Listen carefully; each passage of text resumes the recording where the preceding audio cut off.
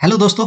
तो चलिए एक एक करके स्टार्ट करते हैं कि हर एक भाव जो है, ये जो हाउस है, ये किस किस चीज को बताता है, क्या क्या चीजें यहाँ से देखी जाती हैं। एक बार पिछली वीडियो का रिकैप कर लेते हैं।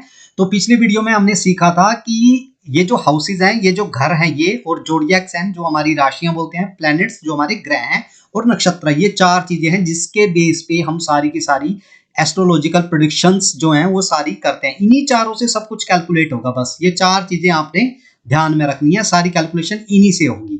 ठीक है।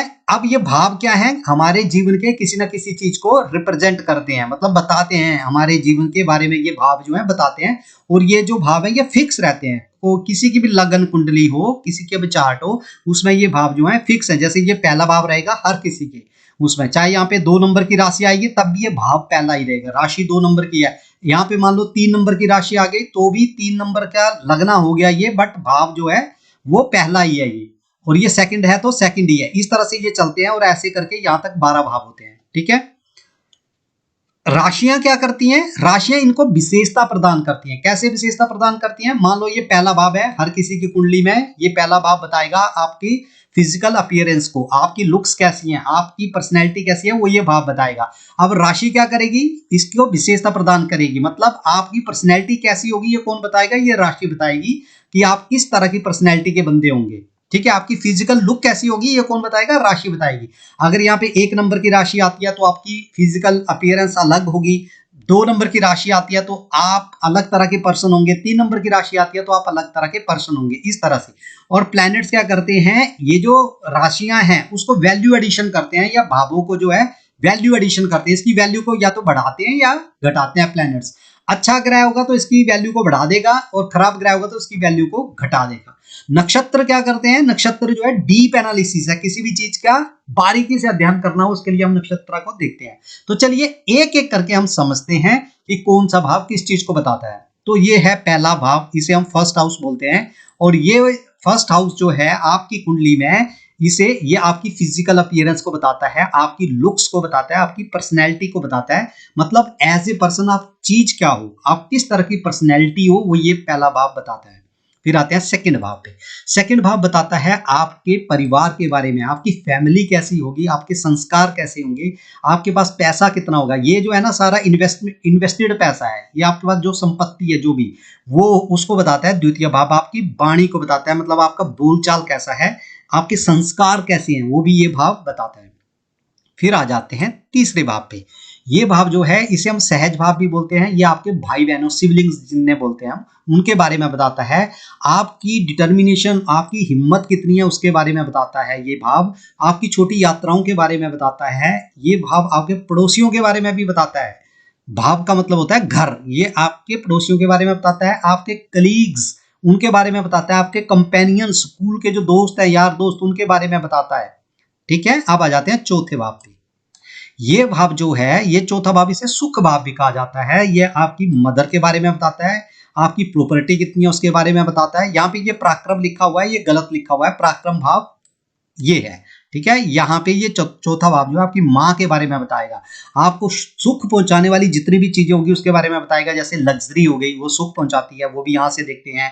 प्रॉपर्टी हो गई, वो भी यहाँ से देखते हैं। मदर हो गई, वो भी यहाँ से देखते हैं। और मित्र भी यहाँ से देखते हैं, मित्र भी यहाँ से देखते हैं। वो वाले मित्र जो आपके ऊपर जान छिड़क देते हैं, उन मित्रों को यहाँ से देखते हैं। बाकी जो कलीग्स वगैरह हैं उनको सबको यहाँ से देखते हैं। ठीक है। अब आ जाते हैं पांचवा भाव। ये आपके पुनर्जन्म के कर्मों को बताता है। ठीक है, कि आपके पिछले जन्म के कर्म कैसे हैं, आपकी एडुकेशन कैसी है, आपकी शिक्षा कैसी रहेगी, आपके बच्चों के बारे में बताता है, आपके इमोशंस के बारे में बताता है। तो अगर जैसे मान लो किसी ने लव मैरिज के बारे में देखना हो तो इस हाउस को देखना चाहिए कि ये कैसा है। ये इमोशंस को भी बताता है, आपके लव, अफेक्शन, अटैचमेंट को बताता है ये भाव। ठीक है। अब चलते हैं छठे भाव पे। ये छठा भाव जो है इसे रिपु भाव भी बोलते हैं। शत्रु का घर है ये। यहाँ से आपके शत्रुओं को देखा जाता है। यहाँ से आपके कॉम्पिटिटर भी एक तरह के शत्रु होते हैं, उनको देखा जाता है। आपके मामा पक्ष को देखा जाता है इस भाव से। आपकी बीमारियों को देखा जाता है इस भाव से। आपके कर्जों को देखा जाता है इस भाव से। अब आ जाते हैं 7th हाउस पे। तो 7th हाउस से हम क्या क्या देखते हैं, विवाह, मैरिज, आपका पार्टनर, आपका स्पाउस, वो यहां से देखते हैं। आपकी पार्टनर, चाहे बिजनेस पार्टनर हो चाहे कोई। अब यहाँ पे देखिए 2 चीजें लिखी है, मित्र और प्रेम। ठीक है। तो मित्र कौन से मित्र हुए? ये पार्टनरशिप वाले मित्र हो गए, जो भी आपके साथ पार्टनर एसोसिएट करेगा उसको वो वाले मित्र भी यहां से देखे जाते हैं। डेली वेज इनकम, डेली का पैसा जो बिजनेस से पैसा कमाते हैं वो भी यहां से देखा जाता है। अब ये भाव आ गया आठवां भाव, यहां से देखते हैं हम मृत्यु को, मतलब डेथ यहां से देखते हैं। ऑब्स्टेकल्स, आपकी लाइफ में जितनी भी परेशानियां होंगी उसको यहां से देखेंगे। मेडिटेशन भी यहां से देखते हैं, रिसर्च यहां से देखते हैं। और क्योंकि ये सातवें घर से दूसरा घर है, ये सातवां घर है, इससे दूसरा है, तो आपके ससुराल पक्ष को भी यहां से देखा जाएगा। ठीक है। अब आते हैं नौवें भाव पे। नौवां भाव जो है ये धार्मिक भाव है, धर्म का भाव है, हायर एजुकेशन का भाव है। जो भी हायर डिग्री करी जाती है ना, यूनिवर्सिटी लेवल पे जो भी पढ़ाई करी जाती है वो सब यहां से देखते हैं। यात्राओं का भाव है, लंबी यात्राएं यहां से देखी जाती हैं। आपकी धर्म के प्रति रुचि यहां से देखी जाती है। ये भाग्य भाव भी है, आपके भाग्य को भी बताता है। साथ में आपके फादर को, ये देखिए होता क्या है कि जो नॉर्थ इंडिया में जो एस्ट्रोलॉजी है और जो साउथ में एस्ट्रोलॉजी है उसमें थोड़ा सा डिफरेंस है। वो यहाँ से देखते हैं फादर को, लेकिन नॉर्थ में यहाँ से देखते हैं और नवम भाव के रिजल्ट ज्यादा सही आते हैं। अब 10th हाउस जो है ये आपके बताता है आपके यश अपयश को, आपकी पोजीशन को, आपके कारोबार को, आपके व्यापार को, आपके कारोबार को बताता है, आपके करियर को बताता है। अब यहाँ पे एक क्वेश्चन ये है कि ये छठा भाव जो है ये आपकी नौकरी को बताता है, मतलब नौकरी मतलब सर्विस भाव। इसीलिए नौकरी के लिए हम छठे भाव को देखते हैं, लेकिन बिजनेस के लिए 7th हाउस को देखते हैं। लेकिन नौकरी बिजनेस दोनों को 10वां भाव भी बताता है। मेन ये भाव है क्योंकि सारा कर्म यहां से होता है। ठीक है, तो यहां से भी देखते हैं। अब आ जाते हैं 11वें भाव पे। ये भाव है आपका अचीवमेंट्स का, आपकी जितनी भी डिजायर है लाइफ में, आपका खुद का कमाया हुआ धन, आपके गेन्स प्रॉफिट्स कितने हैं वो सारे यहां से देखे जाते हैं। आपके बड़े भाई बहन भी यहां से देखे जाते हैं। वैसे सिबलिंग्स का तो यही है, सगे भाई बहनों के लिए, लेकिन बड़े भाइयों के लिए या बहनों के लिए यहां से भी देखते हैं। ठीक है। अब आ जाते हैं 12वां भाव। ये लास्ट भाव है इस कुंडली का, यहां से देखे जाते हैं बड़े ऋण, हॉस्पिटलाइजेशन, जहां पे यहां से बीमारी, यहां से पक्का हॉस्पिटल में पहुंच जाओगे। इधर से मृत्यु का भाव है ये, मृत्यु मतलब मोक्ष, मोक्ष का भाव है ये, यहां से देखी जाती है। मृत्यु यहां से देखी जाती है, कितनी एज होगी, आयु यहां से देखी जाती है मतलब, और डेथ जो है इधर से देखी जाती है कि मतलब किस तरह की डेथ होगी आपकी। 12वां भाव मोक्ष है आपको या नहीं है, आपके खर्चे कितने हैं।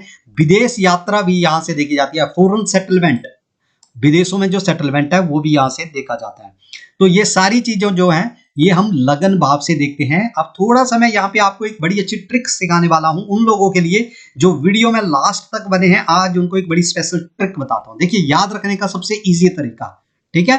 पहला भाव क्या है? आप है, ठीक है। आप आए दुनिया में, उसके बाद क्या मिला आपको? दूसरा भाव फैमिली मिली, ठीक है। तो ये फैमिली का भाव आ गया जहां पे आपको पैसा संपत्ति सब कुछ मिली, ठीक है। फिर उसके बाद क्या आ गया आपको? भाई बहन मिले तीसरे नंबर पे।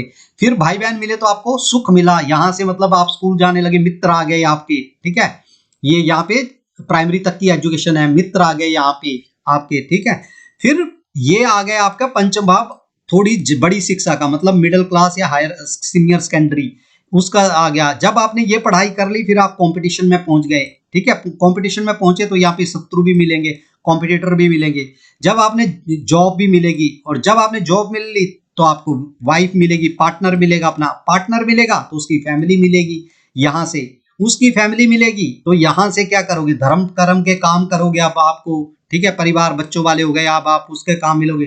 फिर क्या होगा? आपका जो असली कर्म कांड कर्म है आपका लाइफ का, वो यहां से शुरू होगा।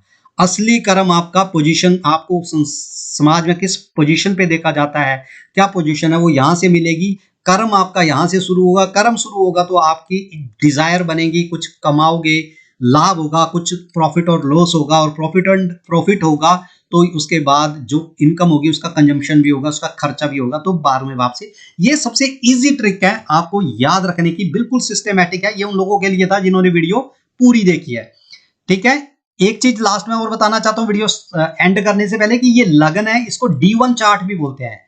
ये जर्नल चार्ट है, इससे सब कुछ प्रेडिक्शन करते हैं। बाकी के जो चार्ट होते हैं वो डीप एनालिसिस के लिए होते हैं, जैसे D7 हो गया, D9 हो गया, D10 हो गया। किसी विशेष चीज के बारे में देखना हो तो उन चार्ट्स को देखते हैं। नेक्स्ट वीडियो में बाकी की चीजें कवर करेंगे।